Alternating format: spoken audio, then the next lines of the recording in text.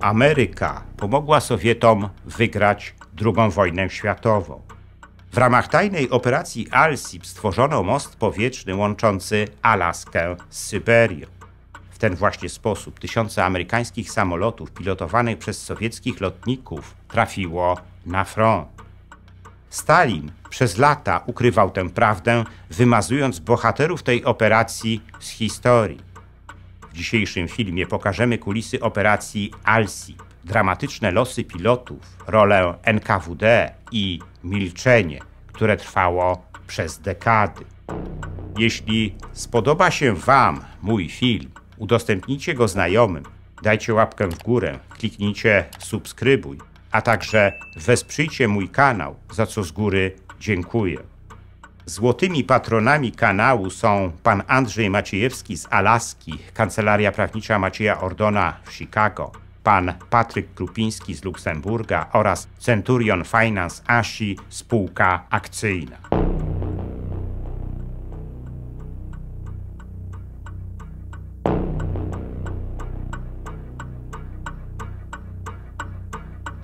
Był poranek 29 czerwca 1941 roku.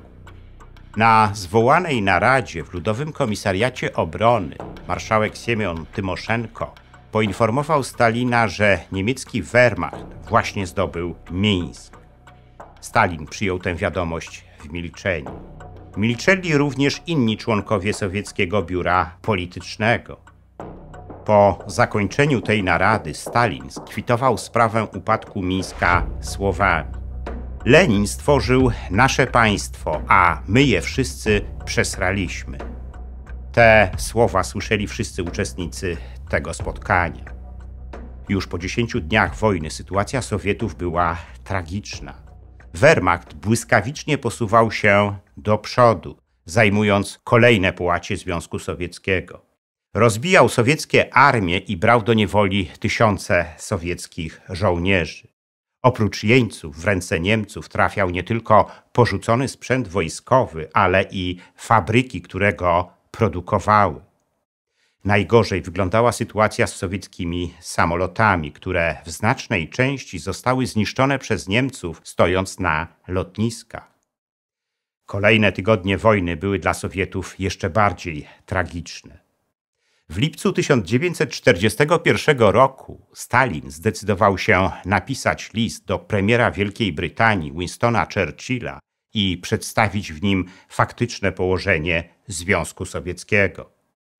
W tym liście sowiecki dyktator sugerował wprost, że śmiertelne niebezpieczeństwo, jakie nad nami zawisło, może być powstrzymane tylko przez natychmiastowe dostawy uzbrojenia do Związku Sowieckiego. To było błaganie Brytyjczyków o jakąkolwiek pomoc. 29 września 1941 roku na konferencji w Moskwie z udziałem przedstawicieli mocarstw Stanów Zjednoczonych, Wielkiej Brytanii i Związku Sowieckiego Amerykanie obiecali dostarczyć Sowietom w ramach umowy Lend-Lease materiały wojenne, które miały zostać sfinansowane z podatków amerykańskiego społeczeństwa. Sowieci w ramach tych dostaw mieli otrzymać prawie 18 milionów ton materiałów wojennych, wśród których miały znaleźć się samoloty, czołgi, artyleria, sprzęt desantowy, ciężarówki, samochody terenowe, lokomotywy, wagony, motocykle, okręty, radary, żywność oraz odzież. Ich łączna wartość opiewała na prawie 170 miliardów dzisiejszych dolarów. Podobne dostawy na łączną sumę ponad 50 miliardów dzisiejszych dolarów przyznano także Wielkiej Brytanii, Chinom oraz innym krajom walczącym z III Rzeszą i państwami osi. W celu przekazania tej pomocy w niespełna rok zbudowano most powietrzny łączący Alaskę z Syberią. Wiódł on dokładnie z amerykańskiego Fairbanks do sowieckiego Krasnojarska. Wzdłuż trasy tego mostu powietrznego zbudowano kilkanaście głównych i zapasowych lotnisk, hangary, magazyny i inną niezbędną infrastrukturę oraz zgromadzono tysiące ton paliwa.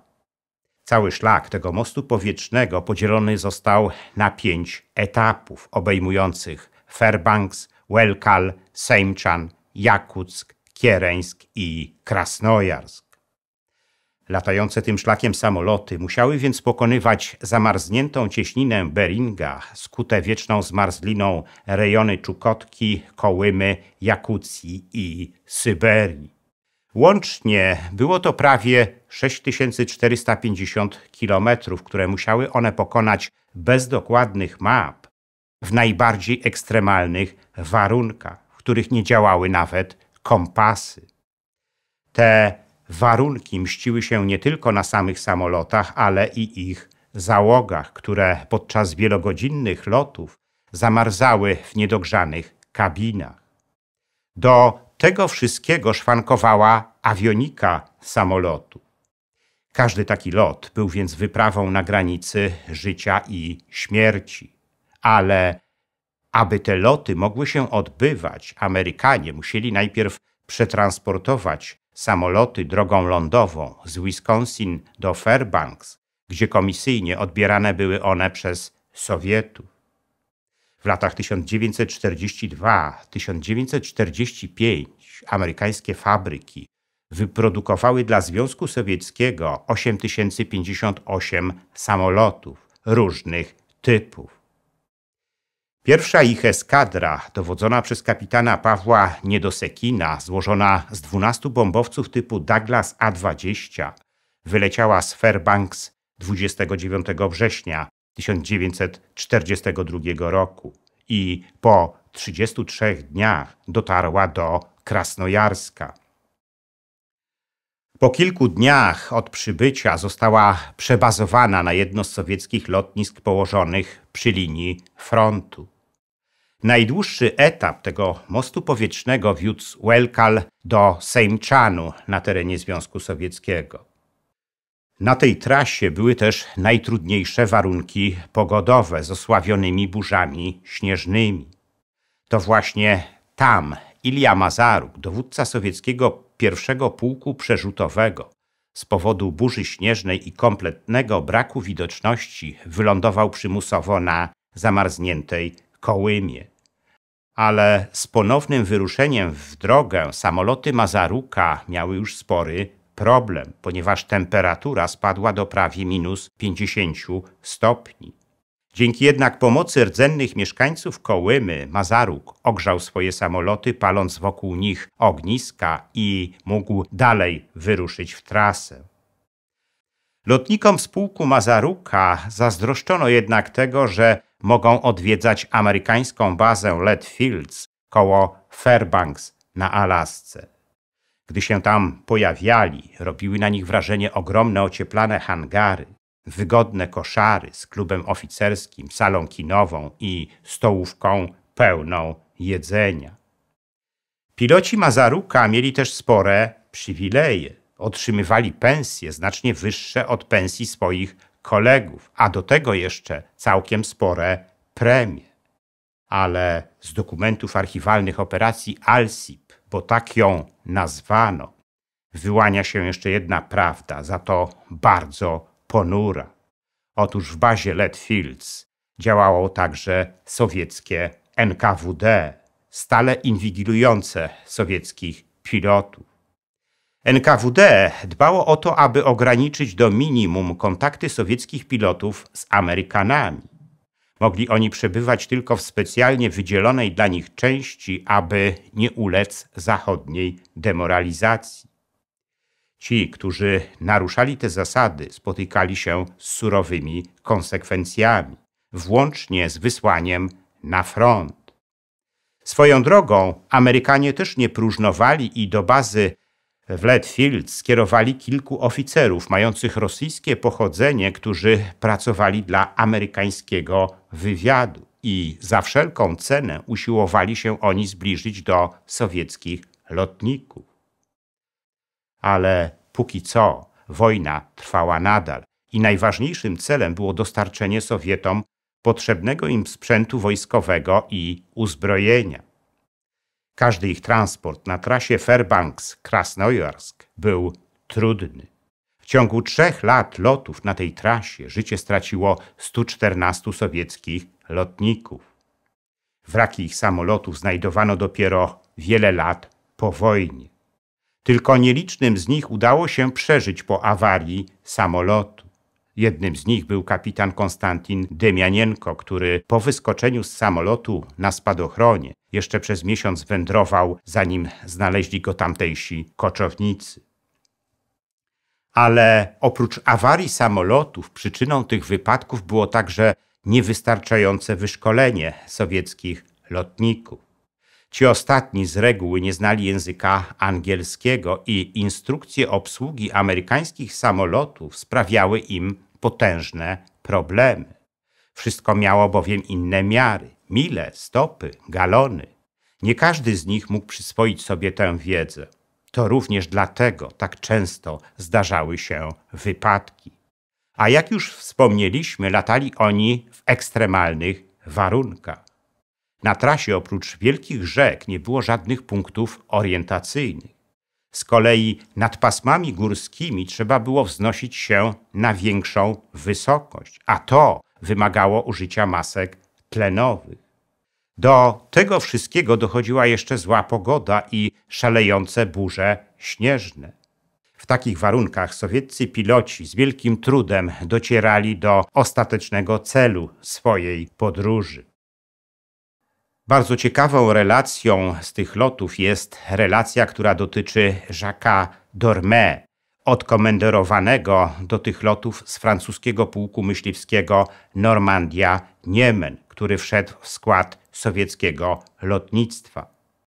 1 stycznia 1945 roku dowodzona przez Dormé eskadra 12 amerykańskich samolotów skierowała się z Welkal na zachód. Za nią była cieśnina Beringa, a przed nią prawie 1450 kilometrów drogi, czyli jakieś 4,5 godziny lotu. Francuz leciał wówczas bombowcem szturmowym A-20 Boston i miał lepsze przyrządy nawigacyjne od towarzyszących mu kolegów. Spoglądał w dół, ale nie widział żadnych punktów odniesienia. Tymczasem zaczęły pogarszać się warunki atmosferyczne i pojawiły się zakłócenia radiowe. Dormé wydał więc swoim kolegom polecenie, aby zamiast lądować w Zyriance kierowali się na Seimchan. Chwilę później przed jego oczyma wyrósł łańcuch wzgórz Kołymy. Podstawa chmur okrywała ich wierzchołki, całkowicie ograniczając widoczność. Ale Dormé leciał dalej, czując potworny ból oczu od nieustannego wpatrywania się w śnieżno-białą pustynię, a w dole. Tymczasem czas wlókł się, a pogoda zamieniała się w burzę śnieżną. Dormé leciał już po omacku, wierząc tylko swojemu instynktowi, i nie doleciał. Zawadziło kamienne wzniesienie i się rozbił. Takich wypadków w czasie operacji Alsip było naprawdę wiele. Po wojnie jej uczestników spotkał smutny los. Operację całkowicie wymazano z sowieckiej historii. Poniekąd nie mogło to dziwić, bo operacja Alsip od początku była utrzymywana w głębokiej tajemnicy.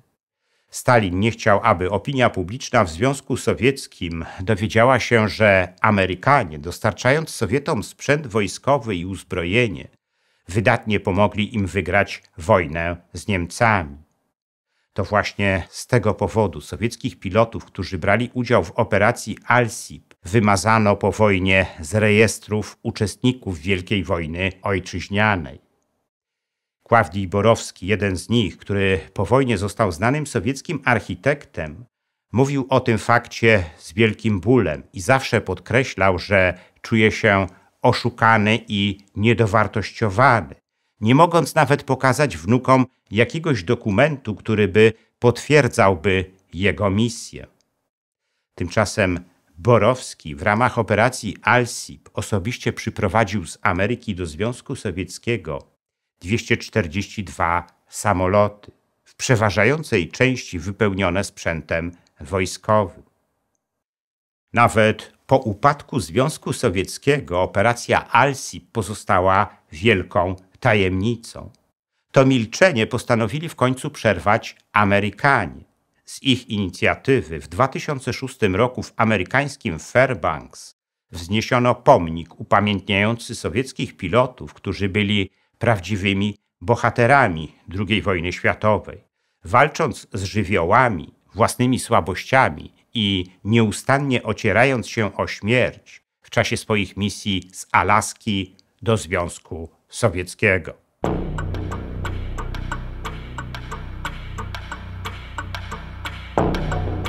Jest już na rynku książka Szpiedzy w Pearl Harbor, na której oparłem moją opowieść przed 2 tygodniami.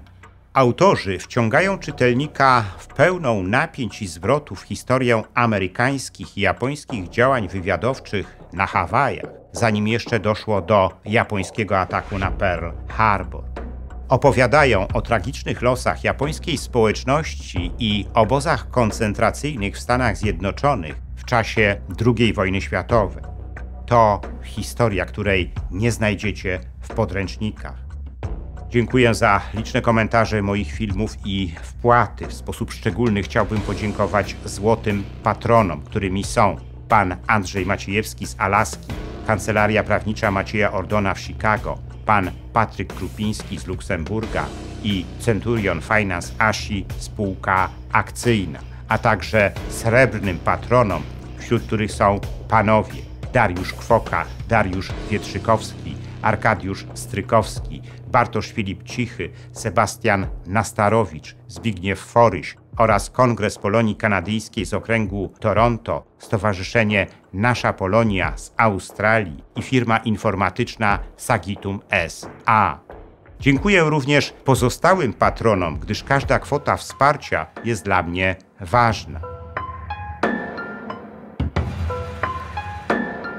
Zachęcam wszystkich do wspierania mojego kanału, co pozwoli na jego dalszy rozwój. Teraz można to zrobić nie tylko przez Patronite. Szczególnie dla patronów zagranicznych przydatne są możliwości bezpośredniego wsparcia na YouTubie w formie jednorazowej wpłaty klikając podziękuj, a także cyklicznych wpłat klikając wesprzyj na dole ekranu. Wpłat można też dokonywać przez PayPal oraz bezpośrednio na moje konto bankowe, którego numer widzicie teraz na ekranie. Więcej informacji na temat wspierania kanału na różne sposoby znajdziecie w opisie pod filmem.